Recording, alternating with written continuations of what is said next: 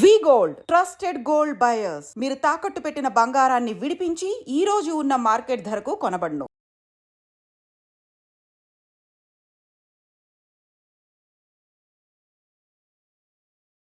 నమస్కారం, welcome to I dream media. ధర్మ మార్గం విత్ విజిత కార్యక్రమానికి స్వాగతం. ప్రస్తుతం మనతో పాటు ఉన్నారు ప్రముఖ ఆధ్యాత్మికవేత్త, లలిత ఉపాసకులు శ్రీ శ్రీ శ్రీ నానాజీ పట్నాయక్ గారు. ఇప్పుడు వారితో మాట్లాడదాం. నమస్కారం గురుగారు. శ్రీమాత్రే నమః. గురుగారు, ఏకాదశి 23వ తారీఖున రాబోతోంది. మనకు ప్రతి మాసంలోనూ 2 ఏకాదశులు ఉంటాయి. ఆ ఏకాదశికి ఒక పేరుతో కూడి రావటం జరుగుతుంది. దానికి ఒక ప్రత్యేకత. ఆ ప్రత్యేకతతో కూడి ఉన్న ఏకాదశిని మనం ఆచరిస్తే మనకు దానికి తగ్గ ఫలితం ఇదంతా కూడా జరుగుతుంది. ఈసారి వచ్చిన ఏకాదశి ఏంటి? ఆ రోజున మనం ఎటువంటి విధానాలు ఆచరించాలి? తప్పకుండా అమ్మ, మన వాళ్ళు ఏకాదశి వెనకాతల చాలా హెల్త్ బెనిఫిట్స్ పెట్టారు. మీరు ఇప్పుడు చూడండి, ఇప్పుడు ప్రాచుర్యంలోకి వస్తుంది. 12 అవర్స్ ఫాస్టింగ్ అని, 16 అవర్స్ ఫాస్టింగ్ అని రకరకాలు వస్తున్నాయి. మన వాళ్ళు చాలా క్లియర్గా దానికి ప్లాంటరీ పొజిషన్స్కి కూడా ఒక కాంబినేషన్ పరంగా ఎప్పుడు ఏకాదశి వచ్చినా సరే 3, 11 స్థానాల్లో రవిచంద్రులు లేదా 1, 5 స్థానాల్లో రవిచంద్రులు ఈ కాంబినేషన్లోనే ఉంటుంది. మీరు ప్లాంటరీ పొజిషన్స్ ఓపెన్ చేసుకుంటే సమ్ టైమ్స్ ఎప్పుడో చంద్రుడు ముందుకు వెళ్ళడం వల్ల కొంచెం 1, 6 కనిపిస్తాడు కానీ, బట్ 1, 6, 2, 12 కనిపిస్తాడు కానీ, బట్ డిగ్రీస్ వైజ్గా చూసుకుంటే ఎప్పుడు కూడా రవిచంద్రులు ఇమ్యూనిటీని పెంచేటువంటి స్థితిలోనే ఉంటారు. ఇది అపర ఏకాదశి అంటారు ఏకాదశిని. ఈ అపర ఏకాదశిలో పర్టికులర్గా మనకి చూస్తే ఈసారి ఏకాదశితో పాటు పుష్కరాలు కూడా నడుస్తున్నాయి. సో దీనివల్ల ఏమవుతుంది అంటే, ఎవరైతే ఉండగలిగిన వాళ్ళు నిర్జలము అంటే నిర్జలంగా కూడా ఉపవాసం ఉండేవాళ్ళు ఉంటారు, అంటే జలం కూడా తీసుకోకుండా ఉండేవాళ్ళు ఉంటారు. బట్ ఇది అందరికీ సాధ్యం కాదు. మీరు ఆరోగ్యంగా ఉన్నారు, ఎటువంటి అనారోగ్యం లేదంటేనే చేయాలి. లేదండి మాకు కొంచెం బీపీలు, షుగర్లు, లేకపోతే మేము తినలేకపోతే ఉండలేము, అట్లాంటప్పుడు ఖచ్చితంగా చేయాలని రూల్ లేదు, గుర్తుపెట్టుకోండి. ఎండాకాలం వాటర్ కూడా తాగకుండా చేయడం కష్టం, చాలా కష్టం అవుతుంది. ఇందులో పర్టికులర్గా ఈ ఏకాదశి చేయడం వల్ల కలిగే ఫలితాలు ఏమిటి అని చూసుకున్నట్లయితే, గతంలో ఏవైనా సరే కొన్ని వర్క్స్ స్టార్ట్ చేసి మోసపోయినవి కొన్ని ఉంటాయి. లేదా ఎవరికో ఏదో మేము పలానా దానికి మనీ ఇచ్చామండి, అదంతా మోసపోయాము, అదేంటది ఎప్పుడు వస్తుందో అర్థం కావట్లేదు అనుకునేటువంటి వారు ఈ ఏకాదశి పాటించడం వల్ల చక్కటి ఫలితాలు ఉంటాయి. Point number 1. రెండవది ఏంటంటే, ఇక్కడ రవి వృషభ రాశిలో ఉంటూ ఈ యొక్క చంద్రుడు మీనరాశిలో, అంటే కొన్ని వీటిల్లో రవి రాహుకేతులు మారిపోయారని ఇచ్చారు కానీ కొన్ని యాప్స్లో ఇంకా రాహు మీనంలో ఉన్నట్టుగా చూపిస్తుంది 23వ తేదీ కూడా. సో రాహువు, చంద్రుడు, శని, పర్టికులర్గా బుధుడు కూడా అక్కడ కలిసి ఉన్నాడు. సో దీనివల్ల ఏమిటి అంటే, ఫస్ట్ ఆఫ్ ఆల్ వీళ్ళకి ఏదైతే విదేశాలకు వెళ్ళి అక్కడ ఏదైనా డెవలప్ అవ్వాలని చెప్పి ప్లాన్ చేసేటువంటి వారికి, ఎందుకంటే శుక్ర సంబంధం కూడా మీనం నుంచి వృషభంలోకి మేషంలోకి వచ్చేటువంటి దీంట్లో ఉంది పర్టికులర్గా చూసుకుంటే కనుక. సో దీనివల్ల ఏమిటంటే, ఒకటి జల సంబంధించిన దోషాలు, లేకపోతే ఏదైనా మోసపోయాం ధనం వస్తుందో రాదో అనేటువంటిది, లేదా విదేశీ ప్రయత్నాలు చేసేటువంటి వారికి, విదేశాల్లో బిజినెస్లు చేసేటువంటి వారికి ఎప్పుడు కూడా ఏకాదశి మనం పాటించినప్పుడు మనం పూర్వజంలో చేసిన కర్మ దగ్ధమవుతూ ఉంటుంది తద్వారా.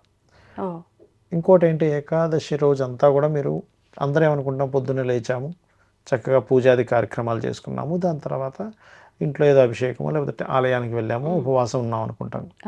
అదొకటే కాదు మనం చేయాల్సింది. మీరు చేసే ప్రతి పనిని కూడా మీ ఇష్టదైవానికి లేదా విష్ణువుకి సమర్పిస్తూ చేయగలగాలి.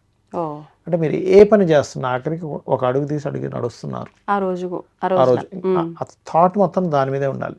అంటే భగవంతుడి మీదే పూర్తిగా మీ ఆలోచనని మొత్తం పెట్టుకుంటూ ఆ రోజు పని చేయగలగాలి. అంటే పూజ చేసిన కాసేపు కాకుండా మిగతా సమయం అంతా కూడా ఆయన క్రెడిట్ మొత్తం అతనికి ఇచ్చుకుంటూ వెళ్ళాలి.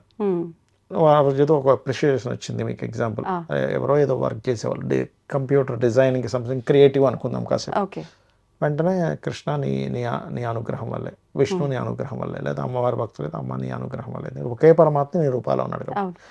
ఏకాదశి పెట్టడానికి గల కారణాలు, ఒకటి హెల్త్ బెనిఫిట్, రెండవది ఎప్పుడైతే నువ్వు చేసే ప్రతి పనిని కూడా భగవంతుడికి సమర్పిస్తూ, అందుకే చూడండి మనం పూజల్లో కూడా పూజ మొత్తం అయిపోయాక మళ్ళీ అక్షింతలు నీళ్లు తీసుకొని పరమేశ్వర ప్రీత్యర్థం తత్ఫలం, అంటే ఈ యొక్క ఫలితం మనం ఏదైతే పూజ చేసిన ఫలితాన్ని కూడా ఆ పరమేశ్వరుడికి దారపోస్తాం. అప్పుడు ఏమవుతుందంటే, అతనికి దారపోసిన తర్వాత వచ్చేటువంటి ఆయన మళ్ళీ ఇస్తాడు మనకు ఫలితాన్ని. అది మిమ్మల్ని ఎక్కడా ఇబ్బంది పెట్టదు. చాలామంది కూడా అంటే మనకి ఒకప్పుడు ఉండేది చాలా తగ్గిపోయింది. ఏదైనా ఒక ధనం కనుక సంపాదించాడు, ఒక రోజులో కావచ్చు, వారంలో కావచ్చు, నెలలో కావచ్చు, ఆ ధనాన్ని తీసుకెళ్ళి ఇంట్లో భగవంతుడి దగ్గర ముందు పెట్టాలి. అమ్మ నీ అనుగ్రహం వల్ల నాకు వచ్చింది ఓకే. అని అనుకోని మీరు కనుక తీసుకుంటే అప్పుడు దానిది బాగుంటుంది. ఓకే. నాకు ఎందుకంటే మొన్న ఒకరోజు ఇట్లాగే మా రిలేటివ్స్లో ఒక అతనికి హెల్త్ ఇష్యూ వచ్చినప్పుడు అక్కడ ఒక కార్యక్రమం జరుగుతుంది. ఆయన కూర్చొని అమ్మో నేను కూర్చోలేకపోతున్నా అని వెళ్ళిపోయాడు. అప్పుడు నాకు వచ్చిన థాట్ ఏంటంటే, మనం కొంతమందిని చూసా ఖాళీ కూర్చున్నాడు అంటాం, అవును. కానీ కూర్చోడానికి కూడా నీకు శక్తి కావాలి. వాస్తవం. అవునా కదా? అవును. కూర్చోడానికి కూడా నీకు ఎనర్జీ కావాలి అవును. అని నాకు అనిపించింది. నాకు ఖాళీ కూర్చుని అనుకుంటున్నావు, అవును. కూర్చున్నానికి కూడా ఎనర్జీ కావాలి. ఆ ఎనర్జీ ఇచ్చేది ఎవడు అని నాకు క్వశ్చన్ వేసింది. నాకు అనిపించింది కొంతమంది చూసారు, అమ్మ నేను కూర్చోలేకపోతున్నా పైన పడుకుంటా కాసేపు కూర్చోలేకపోతే ఇంకా ఎనర్జీ డౌన్ అయిపోతే నాకు నిద్ర కూడా పట్టట్లేదు, నిద్ర పండుకోలేకపోతున్నాను కూడా అంటాడు. నిజమే. మనమేమనుకుంటా ఖాళీ కూర్చున్నాడు, పోయి పడుకున్నాడు, అవును. కానీ దానికి కూడా ఎనర్జీ కావాలి. ఆ ఎనర్జీ ఇచ్చేది పరమాత్మ. ఉమ్. ఆయన అన్నీ ఇస్తున్నాడు, ఇది కూడా నాకు నువ్వు ఇచ్చావు తండ్రి, లేకపోతే అమ్మవారైతే తల్లి అని సమర్పించి ఇవ్వాలి. గుర్తుపెట్టుకోండి. ఇంకోటి ఏంటంటే, ఎప్పుడు కూడా ఏకాదశి చేసే వాళ్ళందరికీ కూడా ఒకటి చెప్తా, దశమితో కూడిన ఏకాదశి చేయకూడదు. ఓకే. ఎందుకని? అది సంతానానికి హాని. ఓ. ద్వాదశితో కూడిన ఏకాదశి చేయాలంటే ఆ రోజు తిథిలో నెక్స్ట్ సూర్యోదయం అవుతుంది కదా, సూర్యోదయానికి ముందు ద్వాదశి కనెక్ట్ అయి ఉండాలి. ఫర్ ఎగ్జాంపుల్ ఈరోజు మనం ఏకాదశి ఉందనుకుందాం, ఈరోజు ఉదయం 6 గంటల చిల్లర టైంలో సూర్యోదయం, రేపొద్దున సూర్యోదయం లోపల ద్వాదశి వచ్చేసి ఉండాలి కనీసం. అది సాయంత్రం వస్తుందా ద్వాదశి, మధ్యాహ్నం వస్తుందా పర్లేదు, కానీ ద్వాదశి రేపు ఉదయం సూర్యోదయం లోపల కనెక్ట్ అవ్వాలి. ఆ ఏకాదశి మనం పాటించాలి. అంతేగాని దశమితో ఉన్న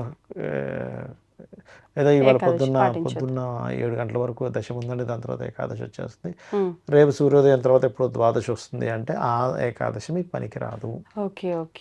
ఇంకోటి ఏంటంటే, రేపు పొద్దున్న సూర్యోదయం తర్వాత కూడా అసలు ద్వాదశి రావట్లేదు, ఆ ఏకాదశి పనికిరాదు. గుర్తుపెట్టండి, ద్వాదశితో కూడిన ఏకాదశి పనిచేస్తుంది. అదే మీకు మంచి ఫలితాలు ఇస్తుంది. ఓకే. మంచి ఫలితం రాకపోగా మళ్ళీ మనకు దానివల్ల దోషం ఉంటుంది. అయ్యో అందుకే కదండి ఇప్పుడు మనకి శ్రీకృష్ణ పరమాత్మ ఒకటి చీరలన్నీ ఎత్తుకుపోయిన ఒక ఘట్టం చూపిస్తాడు. మనం దాన్ని ఏదో కొంటిగా ఒక పని చేసినాడు అనుకుంటాం, కానీ అక్కడ శ్రీకృష్ణ పరమాత్మ ఏంటంటే వాళ్ళందరూ కూడా వివస్త్రాలుగా స్నానం చేస్తూ ఉంటారు. వివస్త్రంగా స్నానం చేసి దాని తర్వాత నువ్వు చేసే పూజ ఫలించదు. అందుకే స్త్రీ కావచ్చు, పురుషుడు కావచ్చు, ఒంటి మీద ఖచ్చితంగా వస్త్రం కట్టుకొని స్నానం చేయాలి. అలా చేసిన స్నానం మీకు ఫలించదని చెప్పడం కోసం కృష్ణుడు అట్లా. మనం ఏమనుకుంటామంటే, మనకు తెలుసు ఇది చేసేస్తాం, దీనికి ఫలితం రావాలనుకుంటాం. దానికంటూ ఒక పర్టికులర్గా ఒక టర్మ్స్ అండ్ కండిషన్స్ ఉంటాయి. ఇప్పుడు చూడండి, మనకి ఎలక్ట్రికల్ పని చేసేవాడు ఉంటాడు, ఆ వ్యక్తి చేతులు గ్లౌజెస్ పెట్టుకోవాలి. డైరెక్ట్ నువ్వు వైర్ని పట్టుకుంటా అంటే, అదే నేను చేసేది మంచి పనే కదా అంటే అది కాదు కదా. అట్లా ఏంటంటే దాని ఫలితం దానికి ఉంటుంది. ఓకే. ఇప్పుడు కొంతమంది ఏకాదశి రోజు ఉపవాసం ఉండి కూడా మళ్ళీ ద్వాదశి రోజు కూడా ఉపవాసం కంటిన్యూ చేయాలి అంటారు కదా. అసలు ఉండకూడదు. ద్వాదశి రోజు ఖచ్చితంగా మీరు భోజనం చేయవలసిందే. ఓకే. అసలు ద్వాదశి రోజు ఉంటే అది వేస్ట్ అయిపోతుంది, పనికిరాదు, అసలు పనికిరాదు. ఇంకా ఏంటంటే ద్వాదశి రోజు అసలు మన శాస్త్రాల్లో అతిథి ఖచ్చితంగా ఇంట్లో భోజనం చేయాలి రోజు. కనీసం ద్వాదశి రోజు చేస్తే ఇంకా మంచిది.